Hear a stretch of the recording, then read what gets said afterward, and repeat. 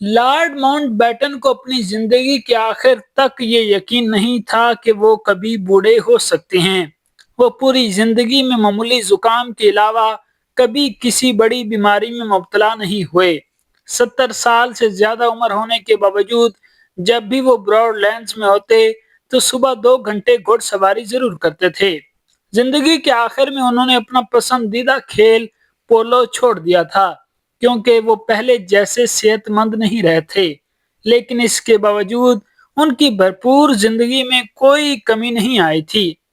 اگرچہ Mount beaten retirement کی زندگی گزار رہے تھے، تاہم حکومت کو کسی نہ کسی طرح معلوم تھا کہ ان کی جان کو خطرہ ہے۔ 1971 میں ہی ان کی سیکیورٹی کے لیے 12 پولیس اہلکار تعینات کیے گئے تھے۔ اپنے سانے نگار فلپ زیگلر کو دیے گئے کہ انٹرویو میں ماؤنٹ بیٹن نے خود تسلیم کیا تھا کہ حکومت کو خوف ہے کہ آئرش ریپبلکن آرمی مجھے اغوا کر کے شمالی آئرلینڈ میں قید اپنے ساتھیوں کو رہا کرانے کے لیے استعمال کر سکتی ہے۔ اینڈرو لونی اپنی کتاب the Mountbattens the lives and loves میں لکھتے ہیں کہ IRA ایک محفوظ ٹھکانے پر چھاپے کے بعد پتہ چلا کہ ماؤنٹ بیٹن ان 50 افراد کی فہرست میں شامل تھے جنہیں IRA قتل کرنا چاہتی تھی۔ رائل ملٹری پولیس کے افسر گراہم جوئل نے اینڈرو لونی کو بتایا کہ اگست 1976 میں ماؤنٹ بیٹن کو گولی مارنے کی کوشش ناکام ہو گئی کیونکہ سمندر کی طوفانی لہروں نے IRA کے ایک نشانہ باز کو درست نشانہ لگانے سے روک دیا۔ مارچ 1979 میں نیدرلینڈ میں برطانوی سفیر سر رچرڈ سائکس اور رکن پارلیمنٹ ایرک نیو کو IRA نے گولی مار کر قتل کر دیا تھا۔ جون میں IRA نے بیلجیم میں نیٹو کے سربراہ جنرل الیگزینڈر رے کو قتل کرنے کی کوشش کی، لیکن وہ بال بال بچ گئے۔ ان واقعات کے بعد chief superintendent of police David Bucklin نے ماؤنٹ بیٹن کو آئرلینڈ نہ جانے کا مشورہ دیا۔ اس کے جواب میں ماؤنٹ بیٹن نے کہا کہ آئرش لوگ میرے اچھے دوست ہیں۔ اس پر بکلین نے ان سے کہا کہ تمام آئرش لوگ آپ کے دوست نہیں ہیں۔ بکنیل کے مشورے پر انہوں نے اپنے بستر کے پاس ایک بھری ہوئی پستول رکھ کر سونا شروع کیا۔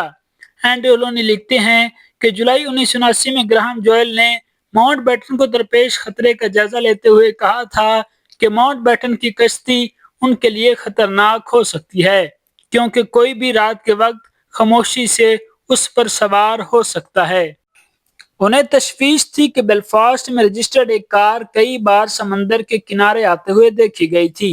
ایک موقع پر جوئل نے دوربین سے کار میں موجود لوگوں کو دیکھنے کی کوشش کی۔ جوئل نے ایک شخص کو دوربین سے ماؤنٹ بیٹن کی کشتی کی طرف دیکھتے ہوئے دیکھا۔ وہ اس وقت کشتی سے تقریباً 200 گز کے فاصلے پر تھا۔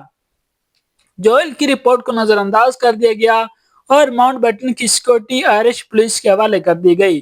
27 اگست 1979 کو برطانیہ بھر میں تعطیل تھی۔ جب کئی دنوں کی بارش کے بعد سورج نکلا تو ناشتے کے دوران ماؤنٹ بیٹن نے اپنے خاندان سے پوچھا کہ ان میں سے کون ان کے ساتھ کشتی پر سیر کے لیے جانا چاہے گا۔ وہاں جانے سے پہلے ماؤنٹ بیٹن نے سیکورٹی ٹیم کو اپنا منصوبہ بتایا۔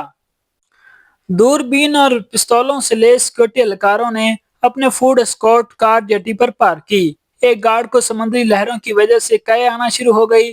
ماؤنٹ بیٹن نے مشورہ دیا کہ انہیں کشتی پر آنے کی ضرورت نہیں۔ ماؤنٹ بیٹن نے کشتی پر بیٹھتے ہی اس کا کنٹرول سنبھال لیا، لیکن کشتی کے ڈیک کے نیچے ایک بم رکھا گیا تھا جس کے بارے میں IRA نے بعد میں دعویٰ کیا کہ اس میں تقریباً 20 کلو گرام پلاسٹک دھماکہ خیز مواد تھا۔ 11:30 پر کشتی چلنا شروع ہوئی۔ سیکورٹی اہلکار ساحل کے ساتھ سڑک پر گاڑی میں سفر کرتے ہوئے دوربین سے کشتی پر نظر رکھے ہوئے تھے۔ تھوڑا آگے ایک اور دوربین بھی اسی کشتی پر مرکوز تھی۔ یہ آنکھیں IRA کے ارکان کی تھیں۔ برائن ہوئی لکھتی ہیں کہ IRA کے افراد واضح طور پر دیکھ سکتے تھے کہ کشتی پر ایک بوڑھی عورت تھی۔ کشتی کے بیچ میں 3 جوان بیٹھے تھے اور لارڈ ماؤنٹ بیٹن کشتی چلا رہے تھے۔ ایک قاتل کے پاس ریموٹ کنٹرول ڈیوائس تھی جس سے وہ کشتی پر دھماکہ کرنے والا تھا۔ ٹھیک 11:45 پر جب کشتی جیٹی سے صرف 15 منٹ کے فاصلے پر تھی تو ایک قاتل نے ریموٹ کنٹرول کا بٹن دبا دیا۔ کشتی میں رکھے گئے تقریباً 20 کلو گرام دھماکہ خیز مواد کے زبردست دھماکے سے کشتی کے ٹکڑے ٹکڑے ہو گئے۔ ماؤنٹ بیٹن کی بیٹی پیٹریشیا یاد کرتی ہیں کہ میں نے اپنی ساس لیڈی برابرون کی طرف دیکھا اور ان سے کچھ کہا۔ میں نیو اسٹیٹس میں مین میگزین پڑھ رہی تھی۔ میری نظریں اسے پڑھنے کے لیے نیچے کی طرف تھی۔ شاید یہی وجہ تھی کہ جب دھماکہ ہوا تو میری آنکھوں کو بہت کم نقصان پہنچا۔ وہ کہتی ہیں کہ مجھے یاد ہے کہ میرے والد کے پاؤں کے قریب ٹینس بال کے سائز کی کوئی چیز تھی جو بہت روشن تھی۔ مجھے بس اتنا یاد ہے کہ میں اگلے لمحے پانی میں گر گئی۔ لارڈ ماؤنٹ بیٹن کے داماد لارڈ برابون کشتی کے بیچ میں کھڑے تھے۔ جب دھماکہ ہوا تو ان کے جسم کا ایک حصہ اس سے متاثر ہوا، لیکن ان کا چہرہ مکمل طور پر محفوظ رہا۔ دھماکے سے چند سیکنڈ پہلے انہوں نے اپنے سسر سے کہا تھا، کیا آپ لطف اندوز ہو رہے ہیں؟ یہ شاید وہ آخری الفاظ تھے جو ماؤنٹ بیٹن نے سنے۔ لارڈ برابون نے یاد کیا کہ میں اگلے لمحے پانی میں تھا اور شدید سردی محسوس کر رہا تھا۔ مجھے یہ بھی یاد نہیں کہ مجھے کیسے بچایا گیا۔ ماؤنٹ بیٹن کی لاش کشتی کے ملبے سے چند گز دور ملی۔ اینڈولونی لکھتے ہیں کہ ان کی ٹانگیں تقریباً ان کے جسم سے الگ ہو چکی تھیں۔ ان کے جسم پر موجود تمام کپڑے پھٹ گئے تھے سوائے ان کی جرسی کے، جس پر ان کے پرانے جہاز HMS گیلی کا نام لکھا تھا۔ وہ لکھتے ہیں کہ انہوں نے موقع پر ہی دم توڑ دیا۔ عوامی توجہ سے بچنے کے لیے ان کی لاش کو ایمبولینس آنے تک ایک کشتی میں رکھا گیا۔ وہاں موجود ڈاکٹر رچرڈ بالٹس نے بعد میں بتایا، جب ہم نے دھماکے کی آواز سنی تو ہمیں نہیں لگا کہ یہ بم ہو سکتا ہے۔ جب ہم جائے وقوع پر پہنچے تو دیکھا کہ کئی لوگ پانی میں گر چکے تھے۔ ہمارا پہلا کام زندہ اور مردہ افراد کو الگ کرنا تھا۔ وہ کہتے ہیں کہ ڈاکٹرز ہونے کے ناطے ہمارا یہ فرض تھا کہ مردوں کی بجائے زندہ بچ جانے والوں پر توجہ دیں۔ جب ہم ماؤنٹ بیٹن کی لاش کو جیٹی پر لے کر آئے تو بہت سے لوگ ہماری مدد کے لیے آگے آئے۔ ایک دروازہ توڑ کر عارضی اسٹریچر بنایا گیا اور خواتین نے چادریں پھاڑ کر پٹیاں بنائیں تاکہ زخمیوں کو فوراً ڈھکا جا سکے۔ جب ہم ماؤنٹ بیٹن کی لاش کو ساحل پر لے کر آئے تو میں نے دیکھا کہ ان کا چہرہ مسخ نہیں ہوا تھا۔ ان کے جسم پر کئی جگہوں پر زخم اور خراشیں تھیں، لیکن ان کا چہرہ بالکل صاف تھا۔ ان کی موت کی خبر ملتے ہی نئی دلی میں تمام سرکاری دفاتر اور دکانیں بند کر دی گئیں۔ ان کے آزاد انڈیا میں 7 دن کا سرکاری سوگ منایا گیا۔ ان کے سانحہ نگار رچرڈ ہو نے اپنی کتاب Mountbatten hero of our time میں لکھا کہ یہ عجیب اتفاق تھا کہ ان کے دوست مہاتما گاندھی کی طرح وہ بھی ایک تنازع میں قتل ہوئے۔ دونوں اپنی موت کے وقت 79 سال کے تھے۔ ستمبر 1979 کو ویسٹ منسٹر ایبی میں 1400 لوگوں کی موجودگی میں ان کی آخری رسومات ادا کی گئیں۔ اس موقع پر برطانیہ کی ملکہ پرنس چارلس، کئی یورپی بادشاہ، وزیر اعظم مارگریٹ تھیچر اور 5-4 سابق وزرائے اعظم موجود تھے۔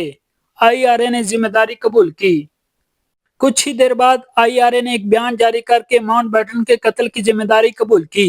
IRA نے کبھی وضاحت نہیں کی کہ ایک 79 سالہ شخص اور اس کے خاندان کے قتل کو کیسے جواز فراہم کر سکتا ہے۔ ماؤنٹ بیٹن کے سانحہ نگار فلپ زیگلر لکھتے ہیں کہ ماؤنٹ بیٹن کا قتل اور اسی دن آئرلینڈ میں 18 برطانوی فوجیوں کے قتل سے پتہ چلتا ہے کہ یہ فیصلہ IRA کی اعلیٰ سطح پر لیا گیا تھا۔ IRA نے اپنے بلیٹن میں کہا کہ ہمارا مقصد برطانوی عوام کی توجہ ہمارے ملک پر جاری قبضے کی طرف مبذول کروانا تھا۔ ماؤنٹ بیٹن کو ہٹا کر ہم برطانوی حکمران طبقے کو بتانا چاہتے ہیں کہ انہیں ہم سے لڑنے کی بھاری قیمت ادا کرنی پڑے گی۔